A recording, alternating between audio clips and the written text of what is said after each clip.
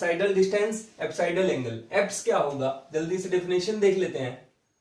A point on central orbit,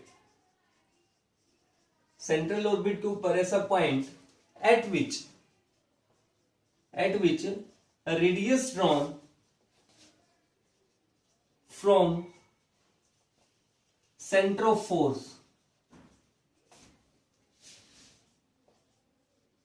has maximum और minimum value. क्या हो, या तो वैल्यू क्या हो मैक्सिमम या क्या हो मिनिमम रेडियस वेक्टर की। तो अगर मान लिया सेंटर ऑफ फोर्स से हम सेंट्रल ऑर्बिट के ऊपर ऐसा कोई पॉइंट मिल जाता है जिसके ऊपर सेंटर ऑफ फोर्स से जो डिस्टेंस देखें या तो वो मिनिमम हो हर डिस्टेंस से और या क्या हो मैक्सिमम हो, तो हम क्या कहेंगे, वो वाला जो हमारा पॉइंट होगा उसे क्या कहेंगे, एप्स कहेंगे। अब एप्साइडल डिस्टेंस क्या होने वाला है, द डिस्टेंस बिटवीन एप्स, समझ रहे हैं एप्स, ये वाला जो पॉइंट पे मैक्सिमम और मिनिमम डिस्टेंस था, एंड सेंटर ऑफ फोर्स, जहां से फोर्स लग रही थी, वो क्या कहलाने वाला है, एप्साइडल डिस्टेंस। एप्साइडल एंगल क्या होगा, the angle between two consecutive apsidal distance,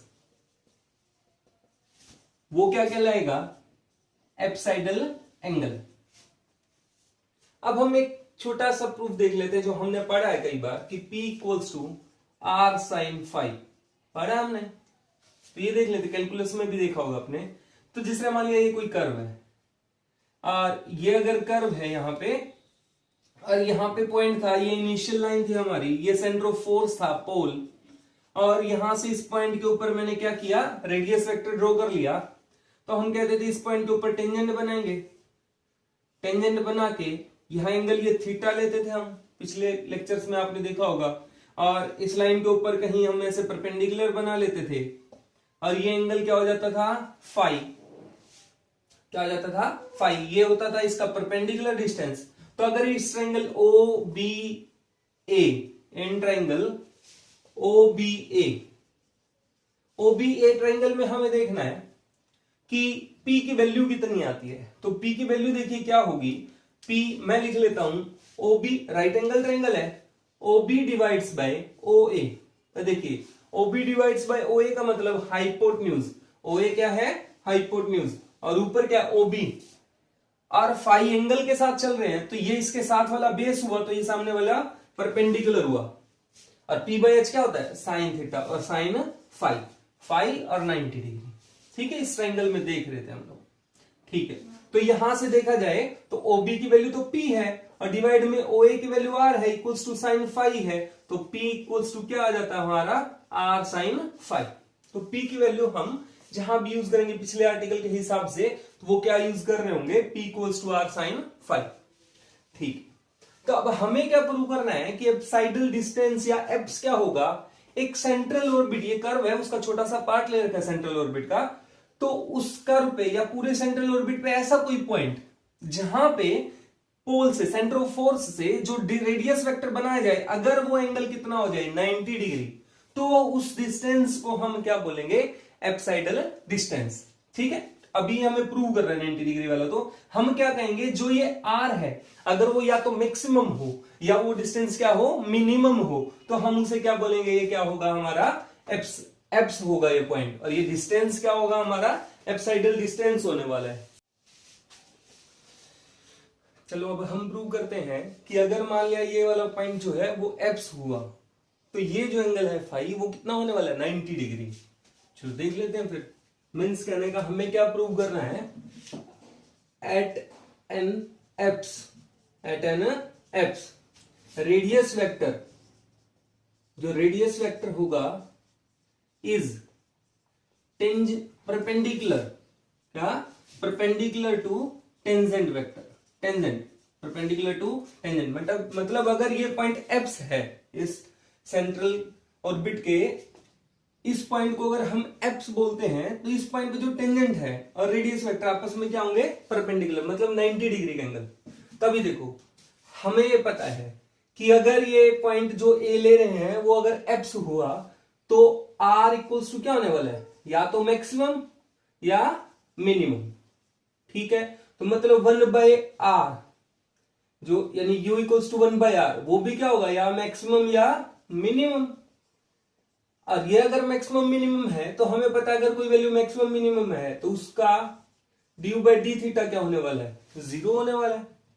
ठीक है, तो अब हमने एक इक्वेशन पढ़ी थी, differential equation of central orbit in pedal form. उस आर्टिकल में जो हमने पढ़ा था एक इक्वेशन, वो क्या थी, 1/p² equals to u² plus du/d theta का होल स्क्वायर। पढ़ी थी इक्वेशन, कहां पे हमने पढ़ी थी, differential equation of central orbit in pedal form, वहां पे हमने इक्वेशन आई थी हमारे पास। तो अब देखो du/d थीटा तो इस केस में क्या है, 0 है जब a एप्स है,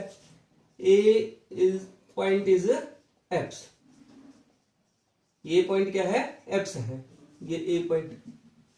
तब देखो du/d थीटा अगर 0 है तो ये बन जाएगा 1/p² इक्वल्स टू 1 या u², और u² को मैं क्या लिख देता हूं, 1/p² इक्वल्स टू 1/r², या बोलेंगे p इक्वल्स टू r। और अभी प्रूव किया था p क्या, r sin phi equals to r से r कैंसिल हो गया, sin phi कितना आ गया, 1, और this implies phi equals to 90 degree. तो हम क्या बोलेंगे, at an apse radius vector, मतलब phi 90 आ गया, तो at an apse radius vector और टेंजेंट उस पॉइंट पे वो आपस में किस एंगल पे होने वाले हैं, 90 डिग्री, अगर ये पॉइंट क्या हुआ, एप्स हुआ। ठीक है, नेक्स्ट हमें क्या प्रूव करना है, prove analytically that when central acceleration means f की बात चल रही है, varies as some integral power of distance means r के कुछ पावर के साथ वेरी कर रहा है, तो प्रूव करना है at most there are two apsidal distance. Proof देख लेते हैं, क्या f इक्वल्स टू क्या दिया हुआ है, r की कुछ पावर, इसे हम क्या लिख सकते हैं, f equals to lambda by u raise to power n, क्योंकि हमें पता है u इक्वल्स टू 1/r। अब हमारे पास differential equation of central orbit in polar form क्या होती थी, f/h²u² equals to u plus d²u/d θ²। ये हमने पहले कर चुके हम लोग, तो हम क्या करते हैं, इसे लिख लेंगे, f की वैल्यू रख लेते हैं lambda by u raise to power n, 2 ये पहले ही है, n प्लस 2 हो गई, h² को इधर ले जाते हैं equals to h² u² plus d²u/d θ²। Got it. अब हम क्या करते हैं, multiply both sides by 2du/d theta. तो किससे मल्टीप्लाई कर देते हैं दोनों तरफ, 2du/d थीटा से। ये बनेगा 2du/d theta u lambda by u raise to power n plus 2 equals to h² 2 u था यहां, sorry, u du/d theta plus 2 du/d theta d²u/d theta का होल स्क्वायर। तो हमने क्या कर लिया, 2 du/d थीटा से क्या कर लिया, इसको मल्टीप्लाई। तो ये देखो अब क्या करते हैं, इंटीग्रेट बोथ साइड्स, दोनों तरफ क्या कर देते हैं, इंटीग्रेट कर देते हैं। तो देखिए u रेज टू पावर क्या है, ये -n+2, और u raise to power -n+2 क्या होगा, एक पावर कम कर देना, उसी से डिवाइड, ठीक है, इक्वल्स टू ये क्या होगा, h², और ये देखो ये है u² का, u² का डेरिवेटिव करके देखो, ये इंटीग्रेशन कर रहे हैं ना, तो क्या बना 2u du/d थीटा। यहां भी देखो, अच्छा लैम्डा था इसके साथ, यहां भी देखो u की n प्लस -n+1 का डेरिवेटिव करो, ये पावर आगे लाएंगे कट जाएगी, एक पावर बढ़ा देंगे तो n प्लस, एक पावर घटा देंगे तो एक पावर और कम होगी, तो कितनी हो जाएगी, n+2, n+1 है ना, एक और कम होगी तो n+2, नीचे आके वो n+2 है प्लस का। ठीक है, और ये क्या है, प्लस ये है du/d थीटा का होल स्क्वायर, इसका डेरिवेटिव करके देखो यही बनेगा। ठीक है, तो अब हम क्या करेंगे, तो u की वैल्यू यहां पे देखो हमारे पास क्या आ गया, लिख लेते हैं एक बार। ये आ गया 2 lambda u raise to power minus n plus one divide में minus n plus one equals to h square u square और ये प्लस 0। क्यों? du बाई डी थीटा, तो जब किसकी बात कर रहे हैं, एप्साइडल डिस्टेंस की। एप्साइडल डिस्टेंस की जब बात करेंगे तो du बाई डी थीटा क्या होने वाला है, 0। क्या होने वाला है, 0, क्योंकि आर मैक्सिमम या मिनिमम होता है। तो यहां से अच्छा यहां पे देखो हमने क्या किया, इंटीग्रेशन किया, तो क्या करेंगे, प्लस C1 इस साइड कर देते हैं हम लोग, कांस्टेंट ऑफ इंटीग्रेशन। तो यहां क्या है, प्लस C1।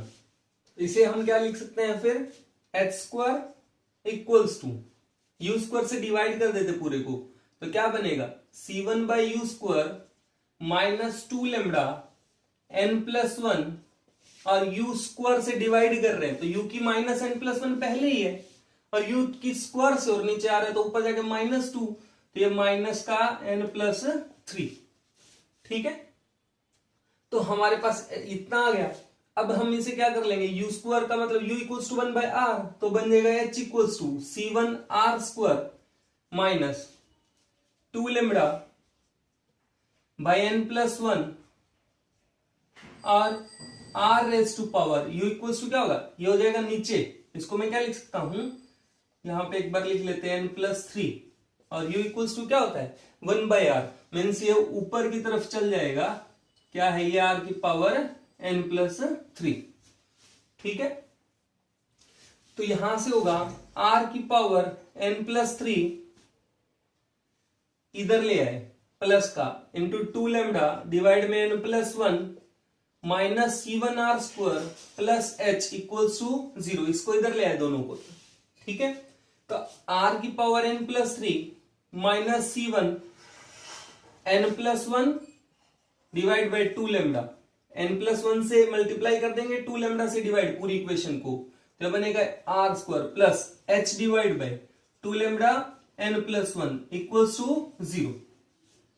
अब देखिए ये जो इक्वेशन है, आपने डिस्कार्ड रूल पढ़ा होगा वहां पे अलजेब्रा में फर्स्ट ईयर में, तो क्या है, हम यहां से यहां जाएंगे, ये पॉजिटिव है ये नेगेटिव है, C1 की वैल्यू कुछ भी हो, पॉजिटिव भी हो सकता है ये नेगेटिव भी हो सकता है। तो देखो मैक्सिमम कितने साइन चेंज हो सकते हैं, एक यहां से यहां तक जाने में, क्या पता ये पॉजिटिव हो जाए साइन चेंज ही ना हो, जैसे डिस्कार्ड रूल में देखते हैं हम लोग, C1 अगर नेगेटिव हुआ तो मतलब मैक्सिमम ये क्या हो सकता है, एक साइन चेंज हो सकता है, हो भी रहा है अगर C1 पॉजिटिव हुआ, एक यहां से यहां तक जाने में, तो maximum this equation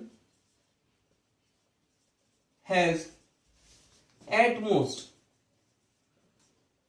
2 change of sine, मतलब ज्यादा से ज्यादा 2 साइन चेंज हो सकते हैं, 2 से ज्यादा तो नहीं, कम बेशक हो जाए, ये पॉजिटिव रह जाए ये भी पॉजिटिव तो कोई साइन चेंज नहीं हुआ, ये नेगेटिव है ये पॉजिटिव, ये अगेन नेगेटिव आ जाए यहां पे n के कारण, तो अगेन नेगेटिव से नेगेटिव कोई साइन चेंज नहीं होगा, एक ही होगा, तो मैक्सिमम कितने हो सकते हैं, 2। So have at most 2 positive roots, तो कितने पॉजिटिव रूट्स होने वाले हैं, डिस्कार्ड रूल से लिख देंगे, यूजिंग डिस्कार्ड रूल या डिस्कार्ड्स मेथड, अलजेब्रा में आपने पढ़ा होगा। तो so have 2 values of r, और r ही क्या था हमारा, एप्साइडल डिस्टेंस, तो मैक्सिमम कितने, हैव एट मोस्ट 2, कितना, एट मोस्ट 2, तो कितने ज्यादा से ज्यादा एप्साइडल डिस्टेंस हो सकते हैं, 2 एप्साइडल डिस्टेंस हो सकते हैं, ये हमारा इसका प्रूफ है। नेक्स्ट है velocity from infinity.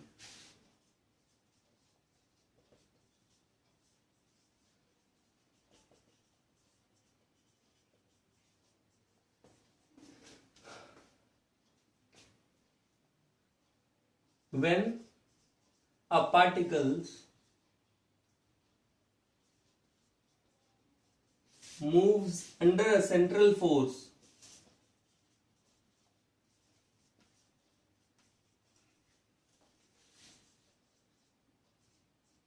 velocity that it require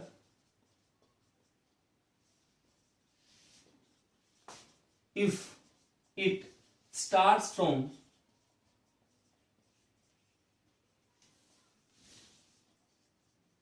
rest at infinity to that point.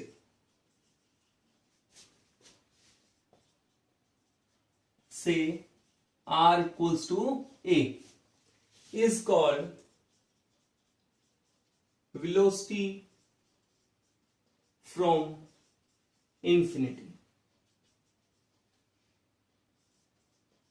तो मीन्स क्या है, अगर मान लिया कोई पार्टिकल सेंट्रल फोर्स के अंदर मूव कर रहा है तो इंफिनिटी पे रेस्ट से स्टार्ट होके और जिस भी पॉइंट पे हम देख रहे हैं उस पॉइंट पे जो उस वेलोसिटी एक्वायर कर लेगा उसे क्या बोलेंगे, वेलोसिटी फ्रॉम इंफिनिटी. तो देखिए हमारे पास पेडल इक्वेशन जो थी, differential equation of central orbit in pedal equation form, pedal form थी जो, वो क्या थी, 1/p³ dp/dr equals to f/h². ठीक है, या लिख सकते हैं h²/p³ dp/dr equals to f. Integrate with respect to r both sides. तो इंटीग्रेशन करेंगे तो देखो क्या बनेगा, h² 1/p³. p³ का मतलब p की पावर -3 ऊपर, तो यानी वो -1/2p² equals to integration of f dr plus c constant. इस नेगेटिव को हम क्या करते हैं, यहां ले आते हैं, ये भी नेगेटिव हो गया कांस्टेंट, कांस्टेंट को अगेन c1 बोल देते हैं प्लस c1. और हमने ये भी पढ़ा था कि h/p इक्वल्स टू v, तो ये बन जाएगा 1/2v² equals to minus integration f dr plus c1. ये क्या है, energy equation. This is called energy equation, इसे एनर्जी इक्वेशन भी कहते हैं. अब देखो अगर वेलोसिटी फ्रॉम इंफिनिटी निकालना है तो क्या बनने वाली है, वो 1/2v² equals to minus integration. अब देखो वेलोसिटी फ्रॉम इंफिनिटी देख रहे हैं तो कहां से, इंफिनिटी से चलेगा. किस पॉइंट पे देखनी है, मान लिया से r इक्वल्स टू ए पे f dr प्लस c, कोई भी c लिख देते हैं. तो ये क्या है, वेलोसिटी फ्रॉम इंफिनिटी.